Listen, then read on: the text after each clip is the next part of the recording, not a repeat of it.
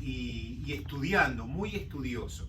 Actualmente es magistrado en el Tribunal de Apelaciones, o sea, ha hecho una carrera jurisdiccional muy buena, excelente, y como bien decía Jorge, tiene varios trabajos publicados en el área jurídica, ha sido conferencista y expositor en conferencias internacionales, también ha sido docente universitario, es diplomado en altos estudios nacionales y diplomado en derechos humanos, y tiene mucha bibliografía jurídica con temas muy bien estudiados, muy desmenuzados, donde ha profundizado mucho y nos ha proyectado en el exterior. Pero hay otro aspecto que ha abordado Edgardo, que es la parte histórica, el ensayo histórico, la novela también, y es así que tenemos Que solo se quedan los muertos, crónica sobre Juan Iriarte Borda, que es del 2021. También tenemos Una historia real del Uruguay semibárbaro, que es la más reciente, del año 23, y el que mencionaba Jorge, Judas Iscariote y otras incursiones pseudoculturales, que es anterior. ¿Sigues ejerciendo como presidente del Panatlón?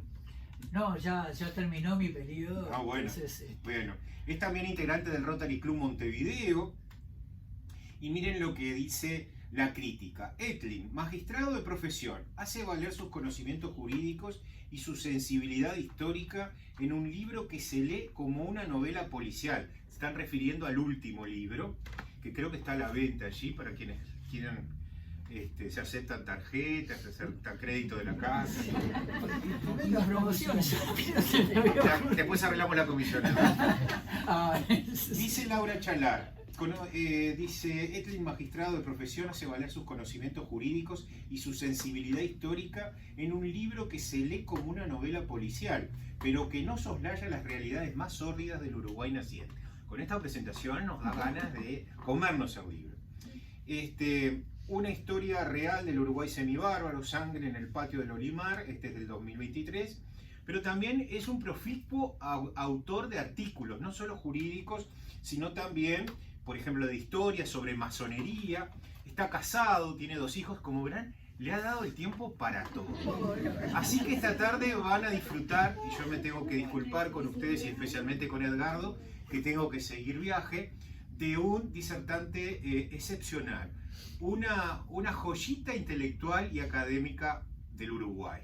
Así que los dejo con Edgardo y que disfruten su charla, que ya es vecino nuestro, es uno de los que me paga el sueldo, gracias a Dios, porque paga contribución acá y va a seguir viniendo. Así que los dejo con él. Bueno, muchas gracias, Fernando. Disculpa que no me puedo quedar. Fernando es un amigo. Chao, gracias. Disculpen que tengo que seguir. Bueno, muchas gracias por haberme recibido, es un placer conocerlos. Yo es la primera vez que me encuentro acá con ustedes. Tengo algunos amigos o compañeros de toda la vida, como Jaime, como Juan, bueno, como Fernando, como Yanira. No me quiero olvidar de ninguno, pero creo que son más o menos. Y bueno, en ese sentido, lo primero que tengo que ser es el agradecido. Voy a trabajar, sí, con un asistente de lujo, que lo contraté ahora en último momento. Acordate de pagar. Sí, todos quieren cobrar comisión, otro. Está bien. Comercio. Perfecto. El mil dinero. Yo estuve vinculado con todos los temas de geopolítica y grupos estratégicos, estudios estratégicos. Estuve también con inteligencia estratégica, pero no vengo a hablar de eso. Vengo a hablar de historia, que es uno de los hobbies y afición mía, en el cual yo trato de conectarla con mi profesión, que es el derecho. Entonces, el mismo método que usamos nosotros para estudiar los casos, que es básicamente intentar reconstruir una historia a través de las pruebas, es lo que usamos para construir estos trabajos. En el caso de esto fue una publicación que se ha difundido más por internet, se ha difundido muy bien. No veremos si dará para un libro o no, eso será otra historia, sobre un personaje muy singular, poco conocido, poco referido, salvo por su final, porque se conoce de él muy poco, salvo en el final. Pero no vamos a empezar por el final, vamos a empezar por el principio, porque por el comienzo quieren todas las cosas. Bernabé Rivera vivió en un tiempo anterior al libro que fue publicado por mí por última vez, los comienzos del Uruguay independiente. Vamos a hablar de una persona que vivió y en un tiempo muy fermental. El Uruguay se intentaba comenzar en una experiencia independentista. Vamos a hablar de tiempos violentos, sangrientos, tiempos bárbaros. Yo se los prevengo porque si hay alguna persona que pueda tener alguna sensibilidad especial, más vale precaverlo, porque de repente mi relato puede ser en algunos momentos un poco duro. Yo voy a tratar de suavizarlo. Pero nosotros tenemos que ver todos estos episodios con la mentalidad de la época, o mejor dicho, no juzgar. Ahora como que hay una tendencia muy frecuente de ver con los ojos del siglo XXI y con las ideologías del siglo XXI a cosas que pasaron en los comienzos de nuestra patria. Entonces, sobre Bernabé Rivera se ha tejido todo un relato, toda una historia negra, que la vamos a ver, pero nosotros tratamos de sacar todo eso, también tratamos de sacar la cuestión desde política partidaria e ir a los documentos más antiguos que hemos podido conseguir sobre él para tratar de buscar la verdad más cruda, digamos, o la verdad más verdadera, con sus blancos o con sus negros. Claro, Bernabé Rivera tiene un problema en su historia, que a veces las fuentes no son siempre fidedignas, tienen contradicciones, tienen diferencias, no se sabe a veces de dónde sacaron los datos. Entonces eso a veces plantea dificultades de interpretación, y sobre todo porque muchos de estos hechos que vamos a narrar se historiaron o se comenzaron a relatar mucho después del momento en que ocurrieron. ¿Cuándo nació Bernabé Rivera? Todo lo unimos y lo asociamos a Fructuoso. Algunos lo recuerdan como un hermano de Rivera, otros era un sobrino. Son todos datos que no están muy claros porque no se sabe de dónde sacamos las versiones. ¿En qué año pudo haber nacido? Nosotros no tenemos realmente ni una idea. Algunos mencionan 1799, otros mencionan 1795. Sí. Si vamos al monumento funerario de Rivera, podríamos encontrar que o nació en 1801 o nació en 1797. No hay partidas, como tampoco hay partidas de Fructuoso Rivera. Entonces, eso es uno de los grandes problemas. Pero hay una historia que cuenta Fernández Saldaña y después Josefina Sánchez Zabal, pero está todo mencionado como fuente de tradición, no hay ninguna documentación de que habría nacido en 1795. Y en realidad no era hijo de los padres de Rivera, sino que era hijo natural de una hermana, María Luisa, con un señor brasileño, Alejandro Duval. Esa es una historia, ¿no? No sabemos si realmente fue cierto o cuál fue la fuente. Pero lo cierto es que intentando buscar y rastrear la siguiente. Nos encontramos con este es Bernabé Rivera. Esto es una miniatura de uno de los primeros pintores de la patria, que era Juan O'Doherty. Era contemporáneo, así que podemos pensar que realmente lo conocía. Pero vamos al segundo documento. Encontramos este documento hace poquito, de 1795, porque lo que se dice es que lo inscribieron como hijos del matrimonio de los padres de Rivera para ocultar las apariencias, cosa que era muy común en esa época. Los hijos naturales no eran muy bien vistos. Y tampoco había sido escrito como Bernabé, había sido escrito, según algunas historias, como Juan Esteban. Y nosotros encontramos este documento, que es una fe de bautismo de 1795, donde se habla del bautizo de una criatura de 6 años el 11 de diciembre, de 6 meses. Entonces nosotros contamos 6 meses para atrás, podemos asociarlo al 11 de junio, que es el día de San Bernabé, que era muy común que los hijos tuvieran el nombre del día del santoral en que nacía. Y a su vez, no escrito está como Juan Esteban, sino como Juan Fernando.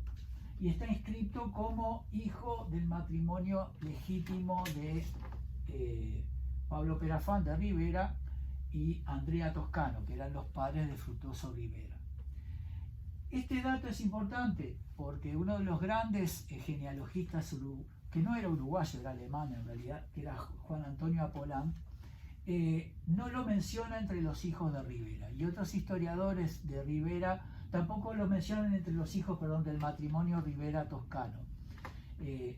No aparece en la genealogía. Entonces, bueno, la pregunta es, ¿podrá ser la partida oculta de Bernabé Rivera? ¿Podrá ser algún hermano de Fructuoso Rivera, o tío de Bernabé, que no quedó documentado en la genealogía uruguaya oficial? Bueno, no lo sabemos, pero este documento está y habrá que seguirlo interpretando. La siguiente. En aquella época tenemos que tener presente que desde muy joven se combatía en primera línea. Bernabé Rivera va siguiendo a su tío Fructuoso. Vamos a tratar de versionar o de recoger la historia de que era sobrino de Fructuoso Rivera. Va siguiendo a su tío, a su vez Fructuoso iba siguiendo a su hermano Félix, y pelean en los primeros momentos de la independencia. O sea, esto para tratar de buscar las virtudes que tenía Bernabé Rivera, porque voy a puntualizar 2 cosas en este momento. Bernabé Rivera no era colorado, porque se habla siempre de una historia de Bernabé Rivera vinculada al Partido Colorado. En primer lugar, en la época que murió Bernabé Rivera todavía no existían los blancos ni los colorados, no existían las divisas. O sea, carpintería fue 19 de septiembre de 1836. Y en 1832 Rivera y Oribe estaban bastante amistados. O sea que en principio, y vamos a ver después que Bernabé Rivera tuvo una gran amistad casi fraternal con Manuel Oribe. Pero volvemos a 1811, acá ya se conoce a Bernabé Rivera como uno de los soldados de la independencia y fue uno de los tenientes de Artigas. Y peleó en muchos encuentros, estuvo en el Éxodo, estuvo en Guayabos, siempre siguiendo a su tío, ¿no? Van a ver siempre la vida de Bernabé Rivera muy ligada a los designios o a los proyectos o a las campañas de su tío. Hasta que en el año 1818, la siguiente, en plena época de las invasiones portuguesas, estos son la entrada de Lecor en Montevideo, esta es una batalla que hay contra las fuerzas artiguistas, lo toman prisionero cerca de Pando, lo hieren bastante gravemente, pero se lo llevan con una cantidad de oficiales artiguistas a la isla Las Cobras en Río de Janeiro. La siguiente. Eso es un dibujo de época. Bernabé Rivera tiene un trato bastante bueno, agraciado en la isla de Las Cobras. Otros soldados de Artigas no lo van a pasar muy bien, como Andresito, del cual nunca se sabe si murió ahí en la isla de Las Cobras o murió en otro lugar después y pudo haber salido, pero la versión oficial es que murió en la isla de Las Cobras. Y otro que la pasó también bastante mal fue Fernando Torgués. Pero él aprovechó toda esa estadía, por así decirlo, no voluntaria en la isla de Las Cobras para leer, para formarse, para cultivarse, y de ahí él se nutre de una sólida cultura. Bernabé Rivera era una persona muy culta, era educado, no escribía con los horrores de ortografía que escribía su tío. Y ahí conoce a Pedro de Alcántara, el príncipe Pedro de Alcántara, quien será el futuro emperador Pedro I, quien cada tanto iba a la isla, porque no era solo una prisión, digamos. Entonces tuvo contactos, tuvo una relación bastante afectuosa. Rivera, con el tiempo, va a lograr un acuerdo con Lecor, o sea, Fructuoso Rivera fue el último de los tenientes de Artigas que se pasa a las invasiones a los portugueses. No es dicho por mí, sino por el primer historiador uruguayo, que fue José Manuel de la Sota, y logra un acuerdo de liberar a todos los prisioneros de la isla de las Cobras. Entonces salen todos, sale Otorgués, sale Manuel Francisco Artigas, que era hermano de nuestro prócer, sale La Valleja, y sale Bernabé Rivera. Y Bernabé Rivera, por supuesto, siguiendo a su tío, que ya se había pasado al ejército portugués, ahí pasa a ser un oficial, pasa a ser sargento mayor. Pero viene la declaratoria de la independencia en 1825. Recuérdense que antes Fructuoso Rivera se pasa para La Valleja. Es un episodio medio controvertido sobre cómo Rivera se pasa a las fuerzas orientales a través del Abrazo Monzón, pero esa es otra historia que después podríamos contar. Y por supuesto, Bernabé Rivera sigue a su tío. Fructuoso Rivera y Bernabé, por supuesto, no querían actuar al mando de Alvear, que comanda el ejército de las Provincias Unidas, porque en ese momento, en 1826, y con la declaratoria de la independencia y los triunfos orientales, va a alinear a las Provincias Unidas con Uruguay. Uruguay decide ser independiente, decide formar parte de las Provincias Unidas como forma de ejercer su independencia, todo un tema. Por supuesto, Bernabé y Rivera Fructuoso participan en el combate de Rincón y en el combate de Sarandí. Y un dato muy curioso es que todos recordamos la frase de La Valleja: carabina a la espalda y sable en mano, con la cual decidieron el encuentro.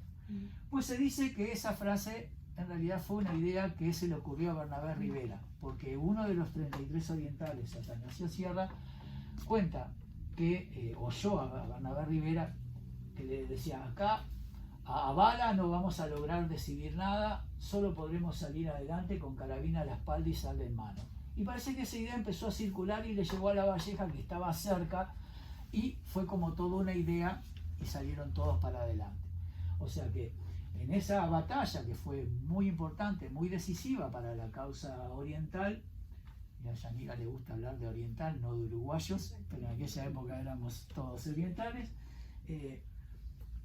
eso va a decidir también el apoyo de las Provincias Unidas, pero por supuesto, las Provincias Unidas comandando la guerra contra el Brasil, ¿no? Si le declara la guerra, Ituzaingó realmente es un gran caos, porque los orientales no quieren seguir mucho las órdenes de Alvear. Acuérdense Artigas y Zarratea, ¿no? Siempre eso de como que, bueno, los porteños querían capanguear y los orientales querían un poco tener su espacio de mando. Y lo mismo pasaba un poco con Rivera. Y Rivera se sale un poco del esquema de Alvear y de las Provincias Unidas, en el que sí estaba La Valleja, y buscando otros apoyos, se lanza a su campaña de las Misiones. Por supuesto, Bernabé, siempre con su tío, comanda la segunda división. Consiguen realmente un triunfo fulminante. En 20 días recuperan casi toda la parte de las Misiones orientales y de los pueblos de las Misiones que reivindicaba Artigas en las instrucciones del año 13.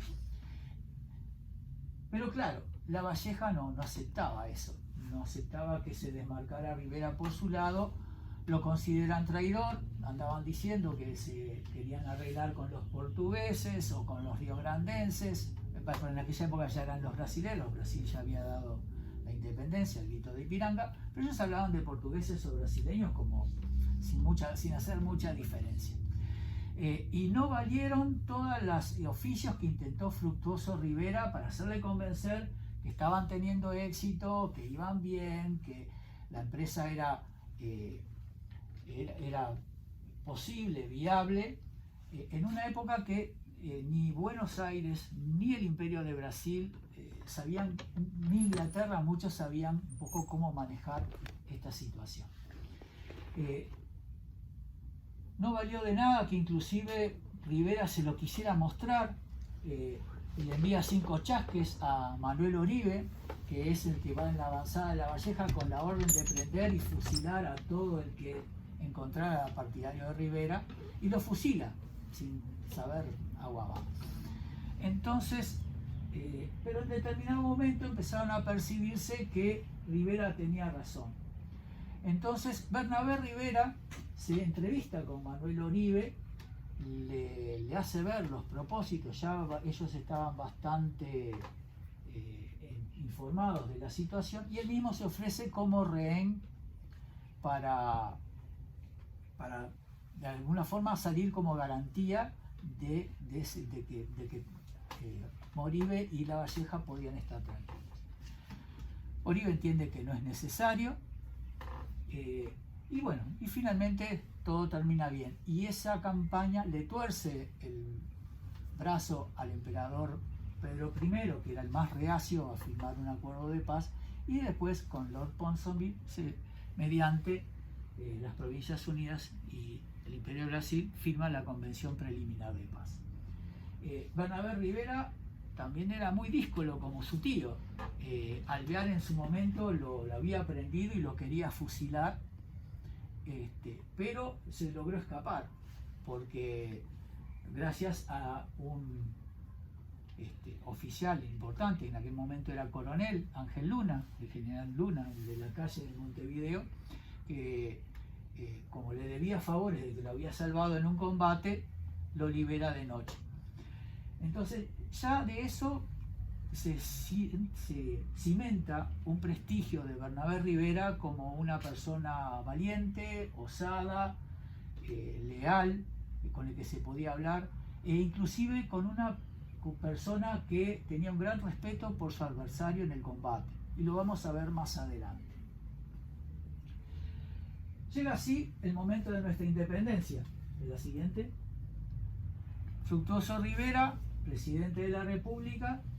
En ese momento, Bernabé Rivera, que venía en toda una carrera de oficialato en ascenso constante, se había graduado de coronel en 1829, pero el mismo 18 de julio de 1830, cuando se jura la Constitución y Rivera asume la presidencia, lo nombra coronel y lo pone al mando del segundo regimiento de caballería.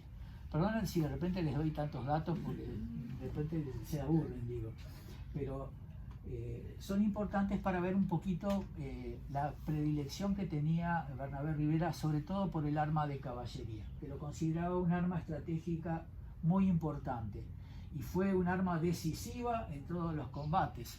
Si ustedes recuerdan, los españoles usaban básicamente infantería, como también los portugueses y luego los brasileños.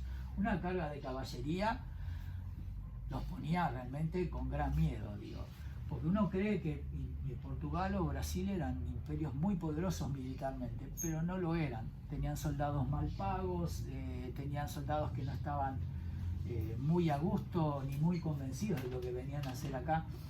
Entonces, el arma de caballería era muy importante. Y Bernabé Rivera en ese momento ya tiene una fama bastante consolidada. Pero algunos dicen que para bien o para mal, su sino o su mala suerte o su infortunio fue seguir a todos los proyectos de su tío. Entonces nos vamos a encontrar que apenas Rivera asume la presidencia de la República, empieza a recibir constantes denuncias de un problema que hacía tiempo no se venía solucionando. Era el tema de los indios. No de todos los indios, porque en Uruguay teníamos minuanes, teníamos guaraníes, teníamos charrúas. Y bueno, había un grupo de 500 charrúas que estaban realmente causando bastantes problemas en el norte del país. Entonces eran constantes las denuncias de saqueos, de robos, de violaciones, de secuestros de mujeres, de faenas de ganado, de que en las tolderías de ellos se refugiaban los desertores. Y este es un tema que viene de la colonia.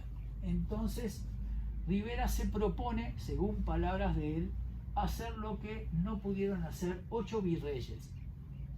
Lo iba a hacer él.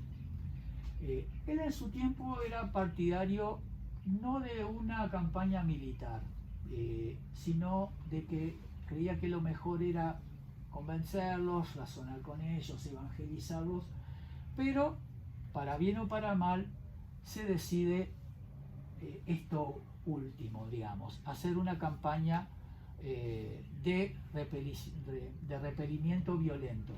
O sea, si había que matarlos, se los mataba, pero la idea era correrlos del país y correrlos para el otro lado de la frontera, sea de Brasil o de la Argentina.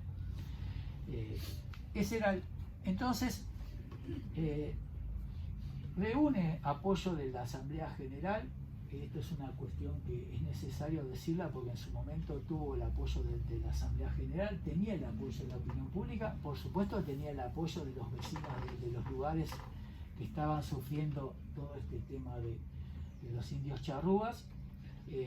Y acá me puedo meter en un tema muy delicado porque hay también todo un relato, hay también todo una versión de la historia que va en dos sentidos. Una, la política partidaria que lo hace Rivera, otra, la política de otros partidos que lo ven a Rivera como un genocida.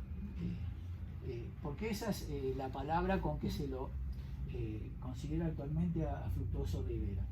Genocida. Y Bernabé Rivera, como se puso en esas campañas, también quedó un poco con esa triste sombra. Bernabé Rivera pide a la Asamblea General permiso para él mismo dirigir la campaña. Ella ya se va a Durazno, pero y luego al departamento de Paysandú. Rivera no era muy afecto a estar de presidente en el Palacio, le gustaba estar en la campaña y dejaba que el gobierno lo hicieran el presidente del Senado y el ministro de Gobierno. Básicamente lo manejaban así y Rivera, desde Durazno sobre todo, que era su lugar predilecto, trataba de controlar todo. Y se ponen en contacto con los charrúas.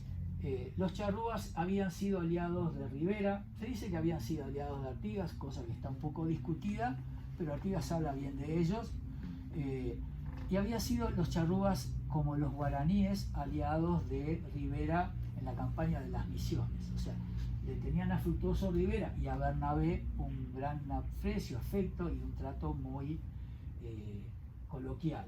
Y es así que con ese pretexto ellos tratan de convocar a los principales jefes charrúas y a sus poblaciones a que se acerquen a tener una conversación para pedirles que se encargaran de controlar las fronteras norte del país y de contribuir un poco al orden de la campaña, digamos. Como para decir, bueno, les vamos a dar algo útil para hacer. Entonces, algunos van sin ningún problema, confían en Rivera, confían en Bernabé, sobre todo confiaron más en Bernabé, a quien realmente lo consideraban un amigo. Y así es que se juntan en el lugar de Salsipuedes, la siguiente. Hay un problema, nadie sabe realmente dónde está ubicado realmente el lugar donde ocurrió la matanza o el combate o el episodio de Salsipuedes. O sea, se le llama de distintas formas según del pelo con que se historie esto. Porque hay quienes dicen que está en una zona ahí entre el arroyo Tiatucura y el Salsipuedes Grande, o sea, cerca de la frontera entre Paysandú y Tacuarembó, y hay otros que dicen que está más arriba, en la zona de Boca del Tigre, que es allá por más al norte, cerca de la ruta 26. Todo esto está muy discutido y hay un problema, nadie sabe realmente qué pasó en Salsipuedes a ciencia cierta, porque lo único que tenemos es este documento, que es una especie de comunicado, ni siquiera es un parte de batalla, que no lo hubo, no fue un parte de guerra, que no lo hubo, donde cuentan el resultado, que hubo 40 charrúas muertos y plantean como que, bueno, no hubo otra forma de que entendieran razones, y básicamente, entonces, bueno, no hubo más remedio que combatirlos por la fuerza. Y sí hubo un oriental, digamos, que falleció, que fue un teniente, Maximiliano Oves, conocido en realidad porque era hijo de una persona muy especial en la historia de nuestra patria, también poca conocida, que fue el doctor Lucas Oves. Los primeros documentos que tenemos de Salsipuedes son de 1845 y 1848. Salsipuedes sucedió, o el combate sucedió un 11 de abril de 1831. Hay quienes dicen que inclusive no hubo un combate, sino que hubo 2 y hasta 3 combates. El episodio en sí no se conoce, pero los relatos dicen recoger fuentes de indias viejas que habían estado en el momento. Ahí se reúnen, se convocan los charrúas y sus familias. Y una cuestión muy discutida es algo que cuenta Eduardo Acevedo, que a su vez lo saca de su abuelo, en que se une Rivera, Fructuoso Rivera, para hablar con un cacique venado, y le dice: préstame tu cuchillo para poder picar tabaco. Entonces, cuando el cacique venado, hay quienes le dan otro nombre, pero no los quiero aburrir con tanto dato, va a sacar el cuchillo, se descuida y él le pega un tiro. No lo mata, Venado lo logra esquivar poniéndose sobre el costado del caballo, y ahí da el grito a todos de que salgan. Algunos caciques como Cepé no quisieron ir porque se habían avivado de que ahí algo raro había. Y bueno, ahí dan la historia, cuenta de muchos muertos charrúas, y las mujeres y los niños que iban con ellos, y algunos hombres, fueron tomados prisioneros y llevados a Montevideo para servir a las familias. Este, que es uno de los episodios más discutidos de nuestra historia, tuvo un segundo momento, porque Bernabé Rivera combate atacando a los charrúas por la retaguardia con el segundo de caballería. Y después sale a perseguir a Venado, que se había escapado del tiro de Fructuoso Rivera y había podido huir con otros indios. Entonces lo convence de que si él hablaba y pactaba con Rivera iba a estar todo bien, que iban a devolverle a las familias, que iba a salvar su vida. Y ahí lo emboscan en una instancia del viejo Bonifacio, que le llaman, y los matan a todos, dando Rivera la voz de carga en las dos situaciones. Eso que tanto a Fructuoso como a Bernabé Rivera los hizo muy discutibles ahora, en su momento les dio un gran prestigio, porque realmente concitaron la opinión pública. Nosotros vamos a ver después que toda la discusión sobre Salsipuedes empieza mucho más tarde, con la Guerra Grande, cuando ahí ya atacando a Rivera desde el punto de vista personal, se le va a poner como el responsable de la matanza. Bernabé Rivera, muchos años después, va a decir que él no tenía otra opción y que había hecho lo que no habían hecho muchos virreyes, y que, bueno, después de todo, él no había querido el exterminio, sino que, porque si así hubiera sido, lo hubieran tomado prisioneros y se los hubieran llevado a Montevideo. O sea, ¿por qué? Porque ya se hablaba en esa época del crimen, 1848, el crimen de los charrúas como un crimen de lesa humanidad. Y él decía: no, yo no los maté a todos, mi encuentro fue solo militar, si no, hubiera matado a las mujeres y a los niños y no me hubiera limitado a los combates militares. Hay quienes dicen que Bernabé Rivera en el fondo seguía a su tío, pero que no era partidario de esto. Sin embargo, algunas notas de Bernabé Rivera muestran que en el fondo estaba convencido y ansioso por terminar a los charrúas, a los que él consideraba como una plaga que infestaba la campaña. Eso es cierto, digo, eso no se tiene por qué decir que no. Y así Rivera se vuelve para Durazno, pero Bernabé Rivera lo sigue combatiendo hacia el norte.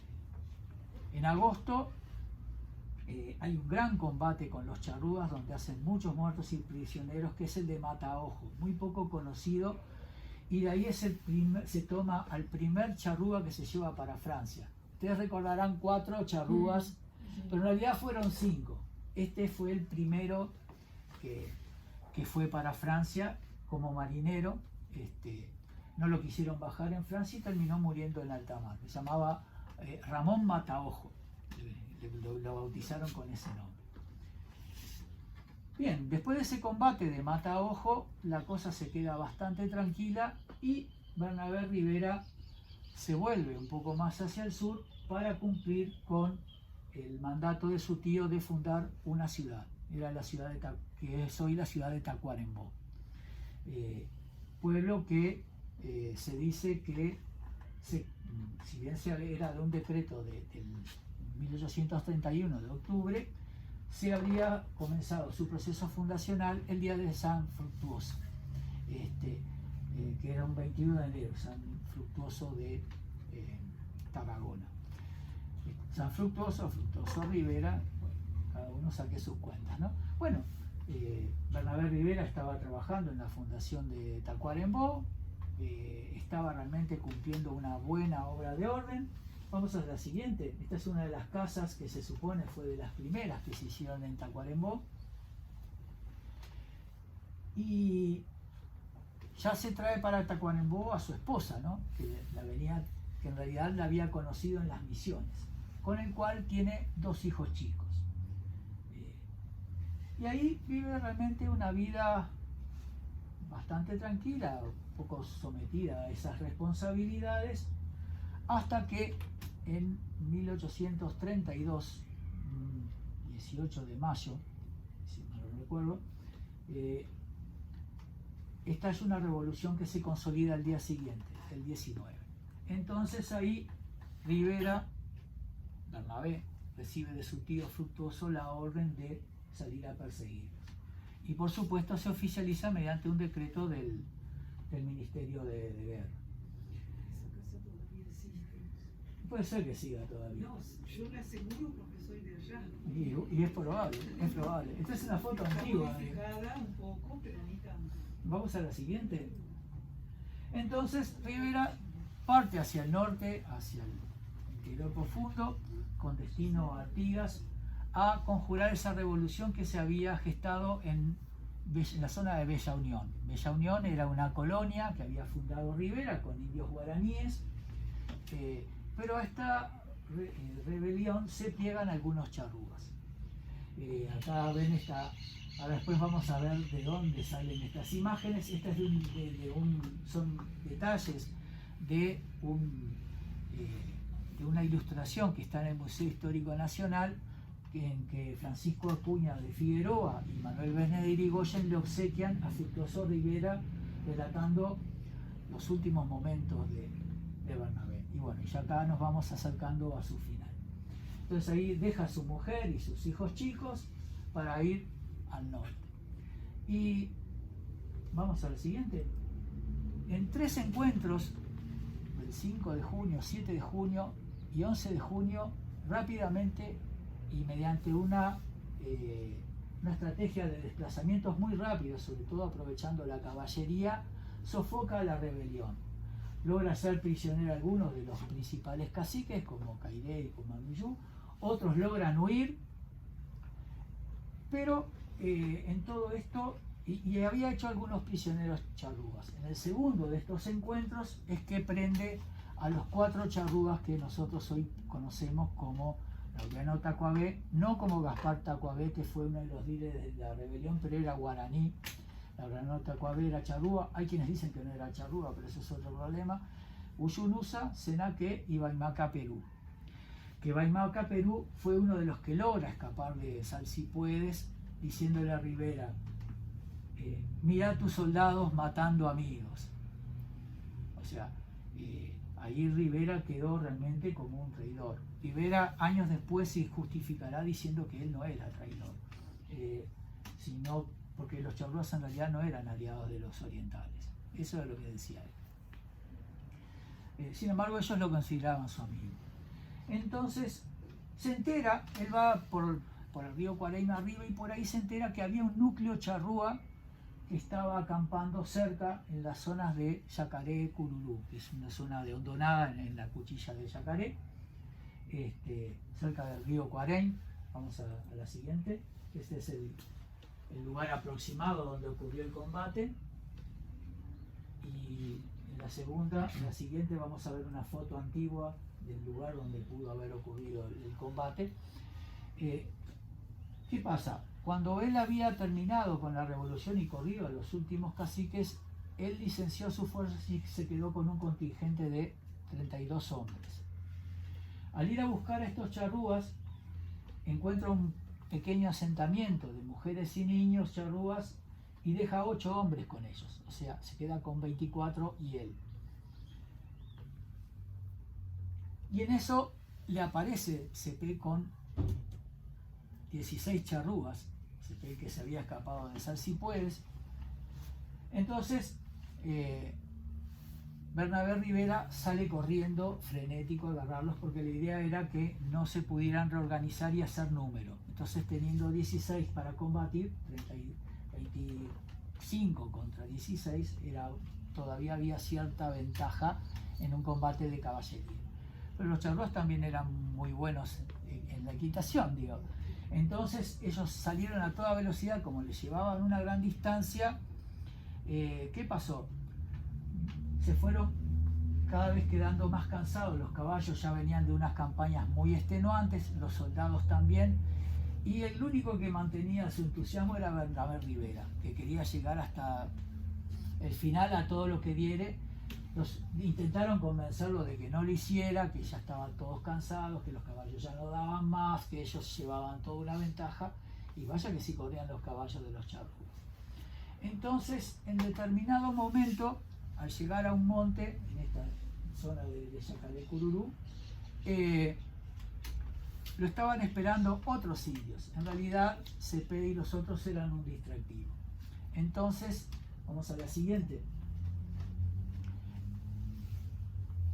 De repente, en determinado momento, cuando ya se dieron cuenta que no podían más, los Cepé pega un alarido y emprenden todos marcha la vuelta atrás. Entonces, y a su vez salen otros que estaban del monte. Bernabé Rivera y los oficiales se sorprenden, muchos se desbandan, los pocos que ya venían quedando se desbandan. Bernabé intenta retroceder el caballo para llamarlos al combate, pero ahí se cae y rueda el suelo con el caballo. Entonces ahí en el suelo queda indefenso y lo rodean prontamente los indios, al grito de Bernabé, Bernabé. Todos ustedes recordarán la novela de Tomás de Mate.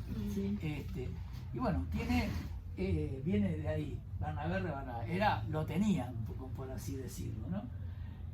Entonces lo rodean entre varios y le comienzan a pegar con las boleadoras. El primero que se dice que le pegó con la boleadora era un indio que se llamaba Bernabé, que Bernabé Rivera lo había criado de chico, era uno de los charrúas y bueno, parece que fue el que primero le dio el golpe. Lo rodean unos cuantos, ahí intentan ofrecerle un caballo, pero él sigue arengando a todos para la llamada, llamándolos al combate, pero cada vez era rodeado de gente, y ahí tratan de ayudarlo 2 oficiales que eran el teniente Pedro Bazán y el capitán Roque Viera. Fue un momento muy heroico, un combate muy desigual porque ya lo habían empezado a lancear. Pedro Bazán y Bernabé Rivera se ponen espalda contra espalda, peleando como pueden, pero y había un sargento gaviano por el cual sabemos toda esta historia, que cuando vio que era ya imposible, huye y se mete en un monte, y vivió para contarlo. Pero todos los demás no se supo qué pasa. Al otro día sale una avanzada y a buscar a ver qué había pasado con ellos, porque se habían perdido del otro núcleo, digamos. Y aparte empezó a tomar preocupación del hecho de que no regresaron. Y ahí empiezan informaciones contradictorias. Un primer informe cuenta que estaba entre los muertos, que lo habían encontrado muertos. El segundo informe, claro, no había internet, había todo chasque, no había telégrafo en esa época. Entonces, Fructuoso Rivera en Durazno se iba enterando. Primero que lo habían encontrado muerto. Después al otro día dijeron no, haciendo un recuento de los cuerpos, no estaba él. Estaban todos los demás, o sea, en ese encuentro murieron Bazán, murió Roque Viera, que lo habían intentado ayudar, y 9 soldados más, cuyo nombre ya no se recuerda. También dijeron a los pocos tiempos que un vecino lo había visto, entonces en Durazno hicieron todo un gran jolgorio y un gran baile para festejar que Bernabé Rivera estaba vivo. Pero eran todas informaciones contradictorias que no se sabían. Sí se suponía que se lo habían llevado prisionero a Bernabé Rivera porque no lo habían encontrado entre los muertos. Y esto es lo que así fue. Ahí ya hay más historias sobre Yacaré Cururú, pero son todas muy posteriores. Muy mal herido Bernabé Rivera, lo llevan a un lugar apartado, lejos del encuentro, lo atan a un árbol. Hay quienes dicen que lo ataron con un cuero, dejándole solo un espacio para respirar, pero lo atan a un árbol, esto es lo cierto, y lo torturan salvajemente. Lo golpean, lo hieren con lanza, no fatal, digo, pero y todas las cosas que se puedan imaginar. Dicen, supuestamente las señoras charrúas que estaban en el lugar, porque ahí estaban los indios, pero estaban también sus familias, la chusma, como le llamaban en esa época, le llamaban a las mujeres y los niños tanto de los soldados como de los indios, ¿no? Que generalmente los acompañaban en sus correrías y en sus combates también. Eran parte de su logística. Entonces Rivera dicen, y esto lo recogen, que él pidió por su vida, que él intentó negociar, que si lo liberaban, con sus palabras iban a poder devolver a los prisioneros que estaban en Montevideo y recuperarse con sus familias y que se los iba a tratar bien. Entonces, lo que él pensó que iba a ser oído fue totalmente desoído, porque mientras él rogaba, todo un griterío enorme de charrúas le estaba increpando por lo que había hecho en Salsipuedes y en otros combates. Entonces gritaban, qué guay, Venado, recordando al que habían matado, matando amigos, le dice. O sea, siempre recriminándole en el lenguaje de ellos castellanizado, bueno, ¿por qué estaba ahí? Y en un momento le dice Cepé, dice, tú pides por tu vida, y bueno, Bernabé les rogaba por Dios, dice, tú pides por tu vida y invocas a tu Dios, dice, pero ¿qué Dios nos va a devolver a Venado y a todos los que murieron en Queguay? Porque no hablaban de Salsipuedes. Entonces, en determinado momento, después de 2 días de tortura, el cacique Cepé, hay quienes dicen que fue ese indio Bernabé que Bernabé Rivera había criado, lo traspasa con la lanza, y otros siguen el mismo ejemplo. Claro, nadie supo lo que pasó hasta muchos años después, por esos relatos. Rivera se entera de esto, si bien ya en determinado momento se dio cuenta que podía esperar lo peor, se entera como 8 días después, porque finalmente lograron encontrar en una zanja el cuerpo de Bernabé Rivera, donde allí lo habían dejado los indios. Bueno, el desconsuelo de Rivera fue tremendo, ¿no? Porque él realmente lo trataba como un hermano, y en sus cartas se refiere a Bernabelito como su hermano. Pero Bernabelito, en su muerte fue realmente un gran dolor para todo el país, fue una gran desilusión, porque se creía que era una persona que por sus virtudes personales, él inclusive había perdonado la vida a Baimaca, Perú, y por eso lo mandaron a Francia cuando lo podía haber matado en uno de los combates de la rebelión de Bella Unión. O sea, tenía fama de magnánimo, tenía fama de culto y educado, y muchos veían en él el próximo presidente de la República que iba a suceder a Rivera. Por eso nosotros, dicho por contemporáneos de él, no es inventado por mí, por eso decimos Bernabé Rivera, el presidente que no fue, cuya vida y su destino se malogró persiguiendo a los últimos charrúas. Bueno, Bernabé Rivera es enterrado en un camposanto de Bella Unión, les voy a ahorrar los detalles, y con el tiempo el gobierno de Manuel Oribe, y ahí vamos a sacar un poco la historia del Bernabé Colorado, dijimos que habían sido muy amigos. El primer hijo de Bernabé Rivera se llama Bernabé Manuel por Oribe, y fue blanco, le llamaban el Rivera Blanco, combatió inclusive en la revolución de 1871 en un combate de Rincón de Ramírez. O sea, lo quería mucho, y el gobierno de él le hizo un monumento funerario en el año 1835, en el cual se depositaron sus restos que se trajeron desde Bella Unión hasta Salto, y de ahí en barco hasta Montevideo. Habían quedado en depósito un tiempo para cuando se inaugurara el cementerio central, cuya fecha de inauguración estaba previsto para el 1 de noviembre de 1835. Ahora, no sabemos por qué las honras fúnebres se hicieron 3 días después, y realmente la inhumación ocurrió 8 días después, el 8 de noviembre de 1835. Monumento que todavía está. Estas son algunas escenas de Yacaré Cururú, las vamos a pasar rápidamente.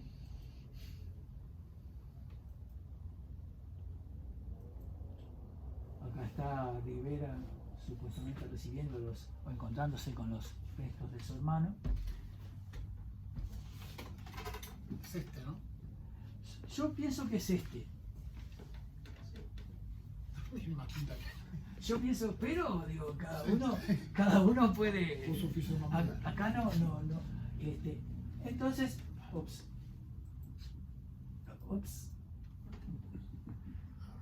Atrás. Esto sucede en las mejores. Sí. Ahí. Entonces, hoy por hoy está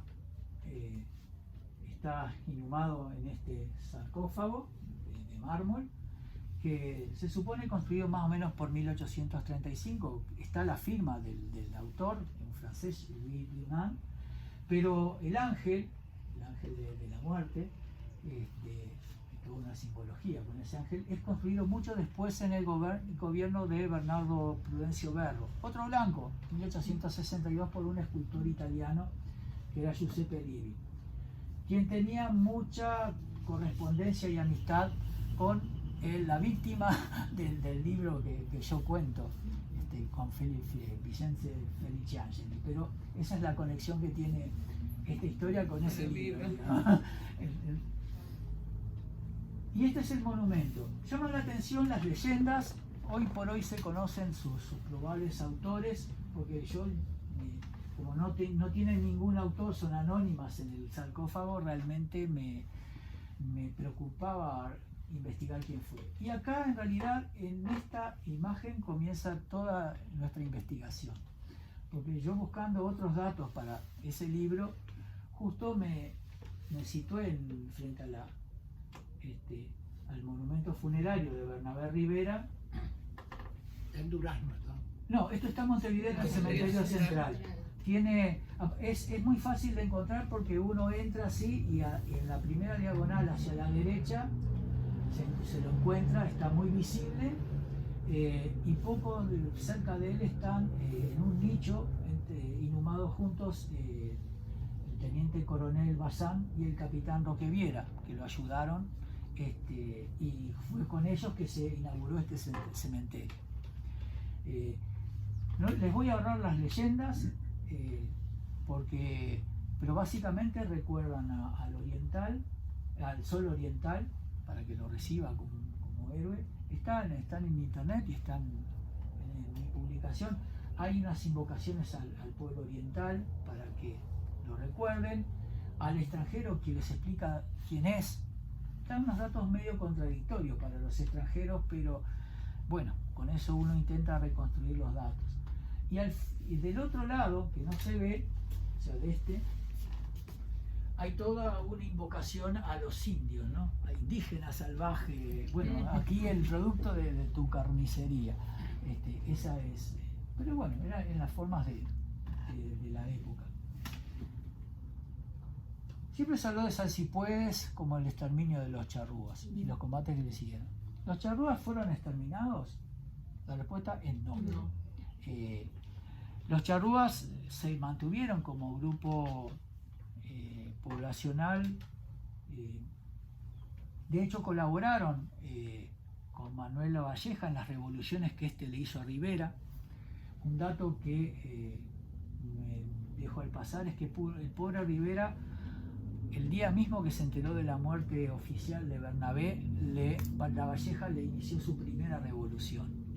Lo intentaron sorprender en el Durazno, él estaba en la casa de su amante, pero ella le fue con el grito y él se logra escapar por una ventana y cruza a nado el río Gil. Esos charrúas colaboraron con Lavalleja en sus revoluciones, colaboraron con Manuel Oribe en la Guerra Grande, donde empieza un poco el relato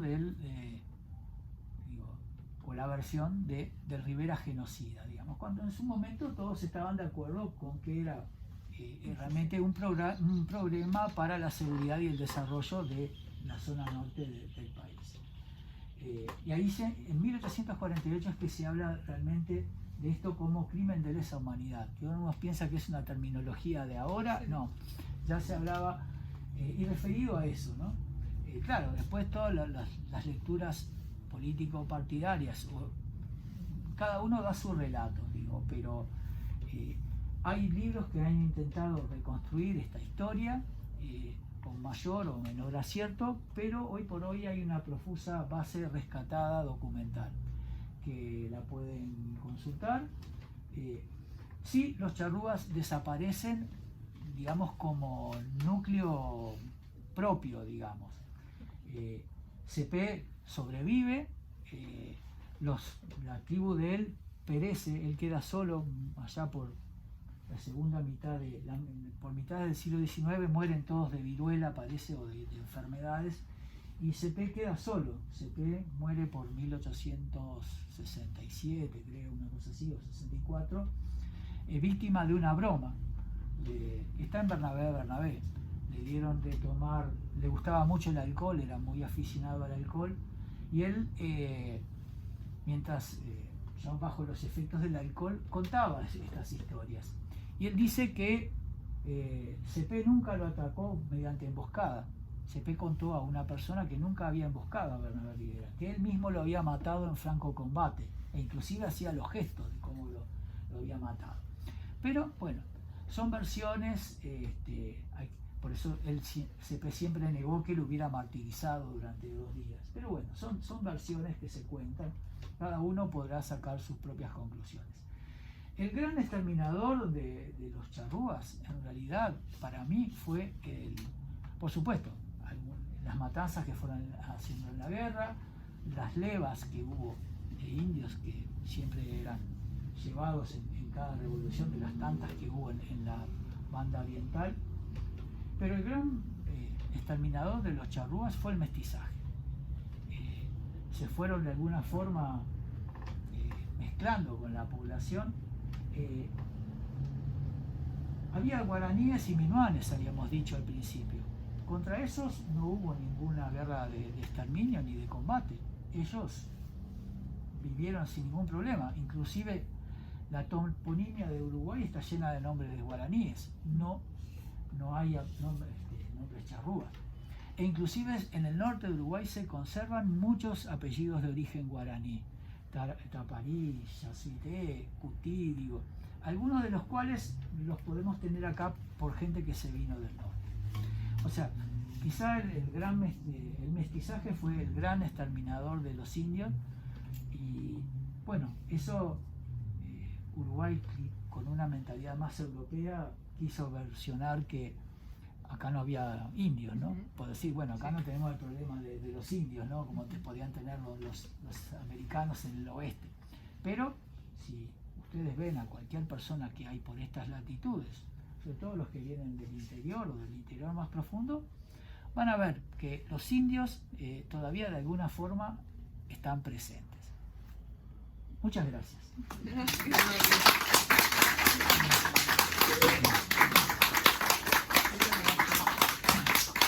Para terminar, 2 datos.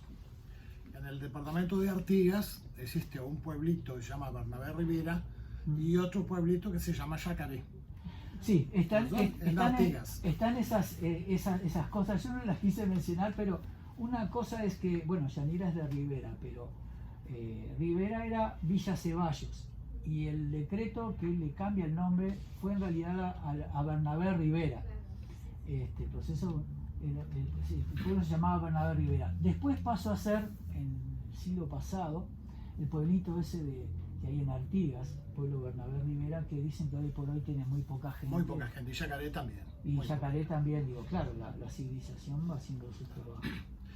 Y para terminar, otra de las contradicciones que tiene el Uruguay, que tiene varias. Tiene, por ejemplo, Arroyo Seco, o tiene, por ejemplo, Cerro Chato, o tiene Presos en Libertad. Pero la contradicción esta nuestra es que el estadio Charrúa está en el Parque Rivera. Haciendo alusión a toda la charla, ¿no?